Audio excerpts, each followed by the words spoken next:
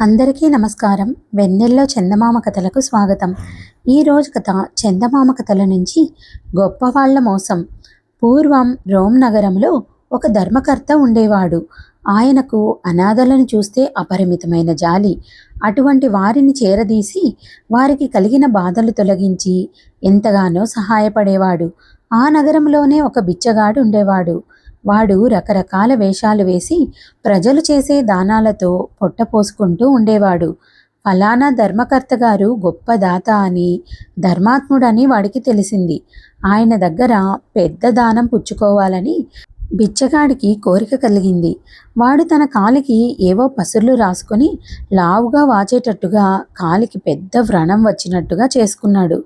ఇటువంటి విద్యలలో వాడు నేర్పరి కావటం చేత సామాన్యులెవరూ మోసం కనిపెట్టలేకపోయారు. ఈ కాలుతో బిచ్చగాడు బాధపడుతున్నట్టుగా మూలుగుతూ ఒకనాటి ఉదయం ధర్మకర్త గారి భవంతి బయట కూర్చున్నాడు.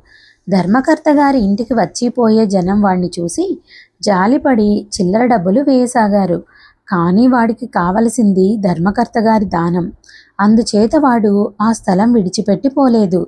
కొంతసేపటికి ధర్మకర్త గారే బయటికి వచ్చాడు. ఆయనను చూడగానే బిచ్చగాడు, "కరుణించండి బాబు, బాధతో చచ్చిపోతున్నాను నాయనా" అని ఎలుగెత్తి ఏడవసాగాడు. వాడి కాలు చూడగానే ధర్మకర్తకు గుండె కరిగిపోయింది. ఆయన తన భటులను పిలిచి, "పాపం, వీడిని తీసుకుపోయి పడుకోబెట్టండి. నా పక్క మీదనే పడుకోబెట్టండి. నేను గట్టి వైద్యులను పిలిపిస్తాను. వాడికి కావలసిన ఉపచారాలకు ఏ లోటు రాకుండా చేయండి" అని హెచ్చరించి వెళ్ళిపోయాడు. ధర్మకర్త గారి భటులు బిచ్చగాడిని తీసుకుపోయి ధర్మకర్త గారు స్వయంగా పడుకునే హంసతూలిక తల్పం మీద పడుకోబెట్టారు. మరికొద్ది సేపట్లో ఇద్దరు వైద్యులు బిచ్చగాడి కాలు పరీక్షించడానికి, అవసరమైన చికిత్స చేయడానికి వచ్చారు. వాళ్ళు రోమ్ నగరానికి అంతటికీ పేరు మోసిన వ్రణవైద్యులు. పండు కోసం పోతే చెట్టు విరిగి మీద పడ్డట్టయింది బిచ్చగాడికి. ధర్మకర్త గారు పెద్దగా ధర్మం చేసి పంపిస్తారనుకుంటే వాడి ప్రాణానికి వైద్యులు దాపరించారు. ఆ వైద్యులలో ఒకడు బిచ్చగాడి కాలు చూస్తూనే, "అబ్బో, చాలా ముదిరిపోయింది, కాలు తెగ్గొట్టాల్సిందే" అన్నాడు. బిచ్చగాడికి గుండె ఆగినంత పని అయింది. రెండో వైద్యుడు బిచ్చగాడి కాలును శ్రద్ధగా పరీక్షించాడు. "ఇది దొంగవాపు. ఈ బిచ్చగాళ్ళు కొన్ని పసర్లు పూసి ఇటువంటి రోగాలు సృష్టించగలరు. కొంతసేపటికి ఆ వాపు అదే పోతుంది. మందులు మాకులు అవసరం లేదు" అన్నాడాయన. మొదటి వైద్యుడు కూడా బిచ్చగాడి కాలు పరీక్షించిన మీదట రోగం నిజమైంది కాదని తెలిసిపోయింది. వైద్యులిద్దరికీ కోపం వచ్చింది. చికిత్స చేస్తే ధర్మకర్త గారు బోలెడంత డబ్బిచ్చేవాడు. "దొంగ వెధవ, మన నోటికి కరక్కాయ కొట్టాడు. వీడి సంగతి ఆయనకు చెప్పేద్దాం" అన్నాడొక వైద్యుడు. "అంతకంటే వీడికి నిజంగా రోగమేనని చెప్పి కాలు నరికేద్దాం. అట్లాగాని వీడికి తగిన శాస్తి జరగదు" అన్నాడు రెండో వైద్యుడు. బిచ్చగాడికి ప్రాణభయం పట్టుకుంది. వాడు పక్క మీద నుంచి లేచి, "బుద్ధి గడ్డి తిని 4 డబ్బులు కాసపడి తప్పుడు పని చేసిన మాట నిజమేనయ్యా. నన్ను రక్షించండి. నా కాలు తెగ్గొట్టకండి. అందువల్ల మీకేం లాభం" అని కాళ్ళా వేళ్ళా పడి బ్రతిమాలసాగాడు.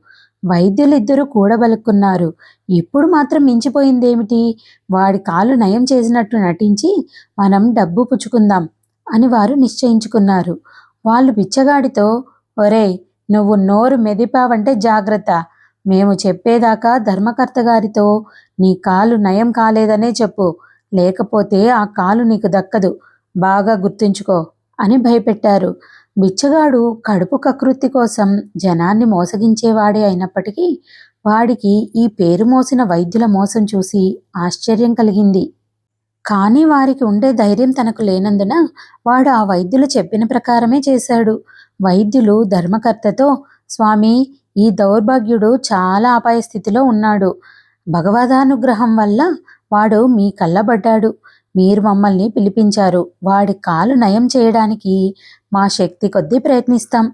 ఆ పైన భగవంతుడున్నాడు" అని చెప్పారు. వాళ్ళు రోజూ వచ్చి కాలు కట్లు విప్పి మళ్ళీ కట్టిపోతున్నారు. వారాలు నెలలు గడుస్తున్నాయి. ఎంతకీ కాలు నయం కాదు, చికిత్స పూర్తి కాదు. బిచ్చగాడికి అన్ని విధాలా సుఖంగానే జరిగిపోతున్నది. కానీ ఇంతకంటే స్వేచ్ఛగా వీధుల వెంబడే అడుక్కు తిన్న రోజులే వాడికి మంచివనిపించాయి. వాడు వైద్యులను నా కాలు త్వరగా నయం చేయండి, మీకు పుణ్యం ఉంటుంది అని ప్రార్థించసాగాడు. 3 నెలలు దొంగ వైద్యం చేసిన మీదట బిచ్చగాడి బాధ భరించలేక వైద్యులు చికిత్స పూర్తయిందని ధర్మకర్తకు తెలియజేశారు. ఆయన చాలా సంతోషించి వైద్యులకు గొప్పగా బహుమానాలు, డబ్బు ఇచ్చాడు.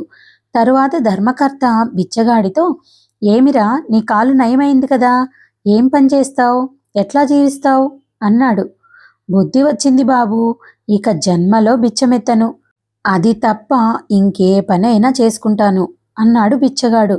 వాడా మాట ఎందుకన్నాడో ధర్మకర్తకు అర్థం కాలేదు గాని ఆయన వాడికి తన వద్దనే ఉద్యోగం ఇచ్చి దగ్గర ఉంచుకున్నాడు.